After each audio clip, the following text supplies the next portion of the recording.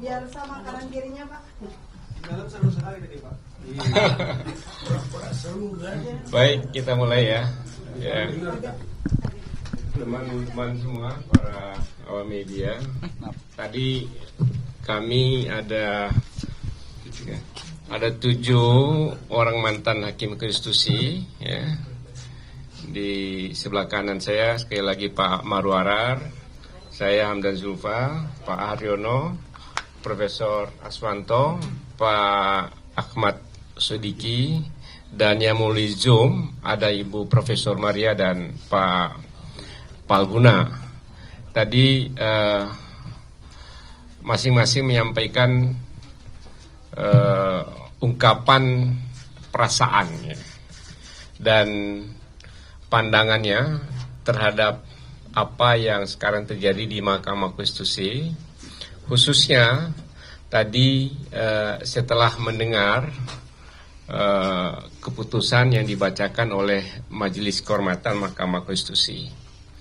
Kami para mantan hakim konstitusi dan juga ini mantan sekjen yang dari awal ikut mengawal dan membangun Mahkamah Konstitusi, Pak Janedri selama 12 tahun beliau. Bukan itu saja, selama di MPR beliau ikut dalam diskusi mengenai membidangi lahirnya Mahkamah Konstitusi.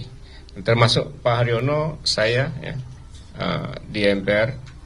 Dan kami para mantan hakim konstitusi ini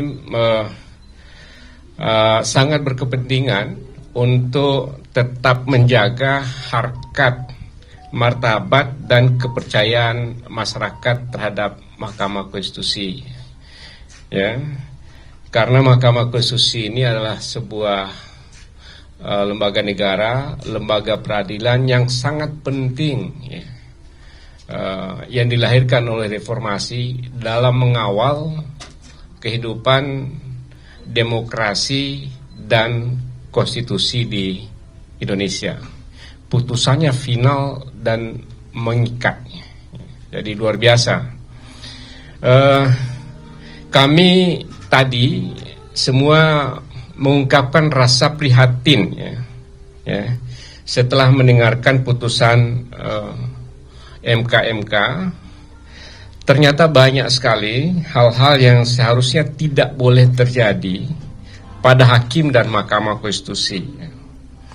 Ternyata banyak hal yang terjadi yang dapat meruntuhkan kepercayaan masyarakat terhadap Mahkamah Konstitusi, baik pada proses pemeriksaan maupun dalam putusan Mahkamah Konstitusi itu sendiri, ya, terutama terakhir yang tercermin dalam putusan nomor 90 yang ramai itu. Walaupun ya, putusan Mahkamah Konstitusi itu belum sepenuhnya memenuhi harapan masyarakat atau harapan semua pihak, ya, kami dapat memahami putusan yang dikeluarkan oleh MK ya, yang memberikan teguran kepada seluruh hakim konstitusi, kemudian teguran tertulis juga pada satu orang hakim konstitusi, dan pemberhentian dari jabatan ketua Mahkamah Konstitusi tentu kepada Pak Anwar Usman, serta memberikan rekomendasi, banyak sekali rekomendasi untuk memperbaiki kinerja Mahkamah Konstitusi. Kami berharap mudah-mudahan putusan MK dan rekomendasi-rekomendasi yang diberikan dapat dijalankan sebaik-baiknya oleh Mahkamah Konstitusi untuk menjaga, untuk mengembalikan marwah, martabat, serta kepercayaan masyarakat terhadap Mahkamah Konstitusi, terlebih lagi dalam menghadapi persisian hasil pemilu yang akan datang, yang pasti akan terjadi. Setiap agenda 5 tahunan pasti persisian hasil pemilu itu masalah yang sangat krusial yang harus diputuskan terakhir oleh Mahkamah Konstitusi. Kami juga semua para mantan hakim konstitusi sangat mengharapkan semua pihak dapat menghormati putusan yang tadi telah dijatuhkan oleh Mahkamah Konstitusi. oleh MK, oleh Majelis Kehormatan Mahkamah Konstitusi. Saya kira itulah tadi yang kami bicarakan dan kami simpulkan yang bisa kami sampaikan pada masyarakatnya melalui teman-teman media. Terima kasih. Kalau ada pertanyaan mungkin satu dua. Pak, tanya Pak. Ya. Pak, ini kan sudah diputuskan dari Harian Kompas, Pak.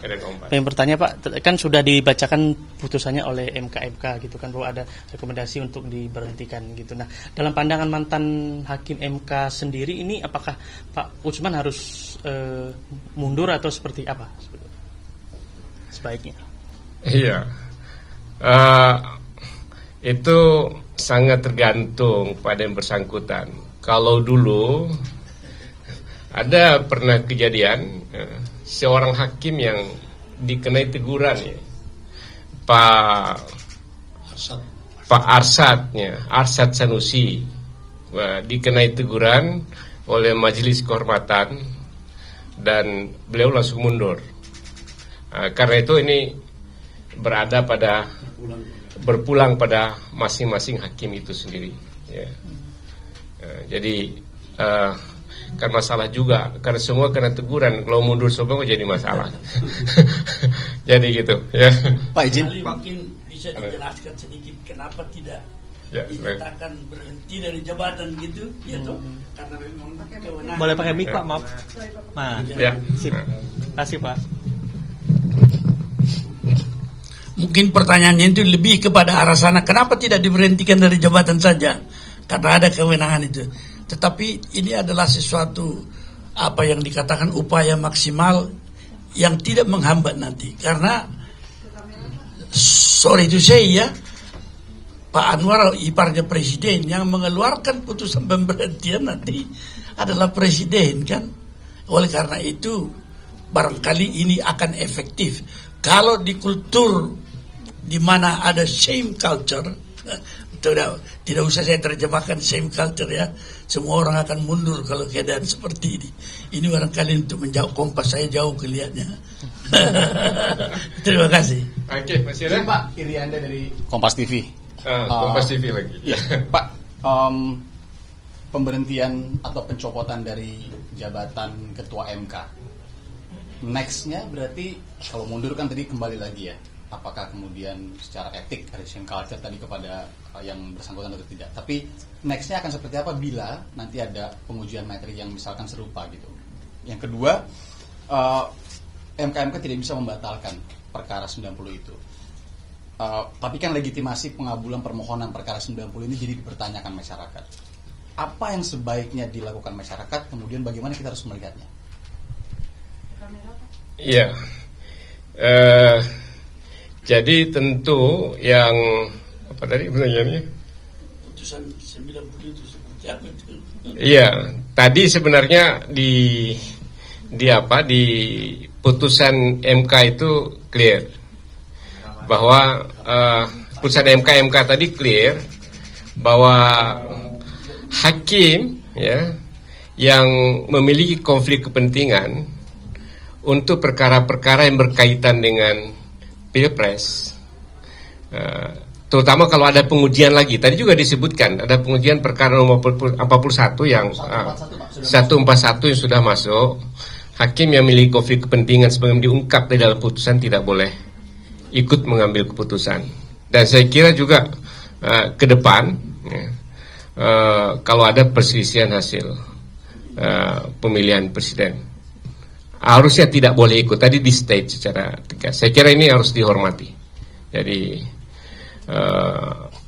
boleh 8 orang hakim yang bersidang dan mengambil keputusan, itu boleh. Itu biasa saja, itu masih quorum. Jadi itu. Ada lagi? Ada Pak Aryono? Ya. Ini kan Pak Anwar Usman sudah diberhentikan sebagai Ketua MK ya. Mungkin dari pandangan Bapak sebagai mantan hakim MK, ada kandidat siapa pengganti Pak Anwar Usman nantinya? Iya, jadi gini, tadi diberikan deadline 2 kali 24 jam. Harapan kami semua, tadi juga kami diskusikan, seluruh hakim konstitusi dengan kebersamaan dan kompak, ya. Kami berharap semua para hakim konstitusi yang ada ini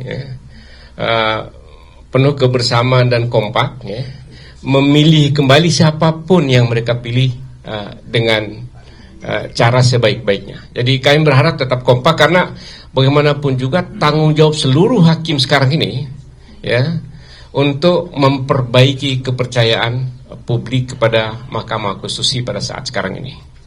Jadi itulah harapan kami. Jadi, dalam waktu 2 hari ini kami berharap betul bahwa proses pemilihan dilakukan dengan sebaik-baiknya, tentu dengan penuh kebersamaan, hilangkan mungkin ada perbedaan yang ada. Ini proses biasa, ini penggantian pemilihan ketua MK selama ini berjalan biasa saja, dan habis pemilihan itu kompak, dan itu harapan kami. Jadi agar semua kepercayaan publik pada MK dengan kebersamaan dari para hakim dan juga seluruh jajaran di MK dapat bekerja sama dengan sebaik-baiknya dalam membangun kembali cipta dan martabat MK pada saat sekarang ini.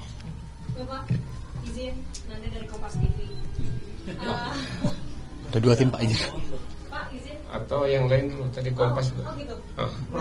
Ya. Izin mau bertanya, itu kan tadi kan disebutkan juga oleh Pak Jimli kan tadi terkait bahwa dengan adanya putusan gugatan baru terkait umur cawapres, dan itu kan disebutkan bahwa hanya akan mulai berlaku pada di 2029 mendatang. Apakah artinya dengan putusan yang ada saat ini artinya memang sudah tidak ada peluang lain untuk merubah, dan artinya memang ya capres dan cawapres itu memang sudah tidak bisa memungkinkan dirubah lagi gitu?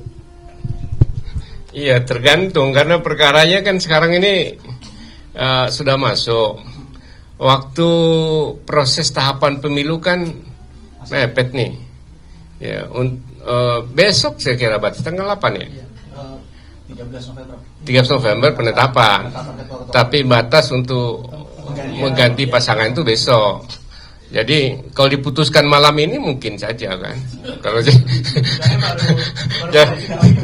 tapi kan tidak mungkin kalau putusan setelah melewati tahapan itu mempengaruhi. Jadi nggak mungkin putusan MK yang sudah melewati tahapan mempengaruhi proses yang sudah berjalan. Tidak boleh berlaku surut. Jadi apapun putusannya kita juga nggak tahu. Mungkin juga tetap atau mungkin juga berubah. Mungkin ditolak, mungkin juga dikabulkan, kita tidak tahu. Tapi ingin kami katakan bahwa putusan itu tidak berlaku surut. Jadi proses yang sudah berjalan tentu tidak terganggu secara formal hukum. Pikir itu masalah legitimasi, masalah apa lain lagi lah. Tapi formal hukum itu tetap berlaku ya. Oke ya, cukup ya. Terima kasih. Download Tribun X sekarang, menghadirkan lokal menjadi Indonesia.